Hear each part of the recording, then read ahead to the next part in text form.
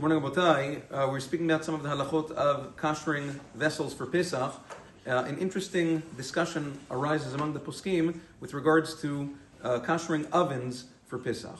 So the issue becomes that although we don't cook on the walls of the oven itself, but any food that you cook in the oven releases vapors, releases steam, and that is absorbed. Those chametz vapors are absorbed by the oven, and therefore you have to kasher it. Now, like we spoke about, in order to kasher it, you have to. It's not being done through liquid, so you need actual fire.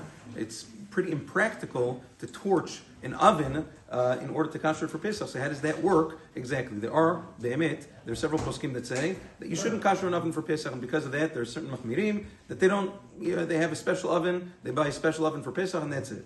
Nevertheless, Maran Zichron Bracha writes in Chazon Ovadia Pesach, as well as Agon Yitzchak writes in Yalkut Yosef. He says the halacha is that a conventional household oven may be kasher for Pesach. He says preferably if you can turn it on to a self-clean, to a pyrolytic cycle, that is considered libun chamur. That's the best. Lekol ha'deot, that's fine because that vaporizes everything in the oven and turns it to ash, and it reaches almost 1,000 degrees. You're good. What happens for ovens that don't have a self-clean cycle? If it doesn't have a self-clean cycle, so Maran Zichron Bracha says what you can do is clean the oven very, very well. Make sure there's no residue or crumbs or whatever it is. Leave it unused for 24 hours, and then when it's done, turn it on to the highest temperature, which in general is about 550. You turn it on to the highest temperature, you leave it that way for about half an hour to an hour, and then it becomes kasher lePesach. Obviously, if you have tins or whatever it is that you use for chalot and things during the year, this doesn't work for. That mamash needs libun chamur. You got to get rid of them and use disposables.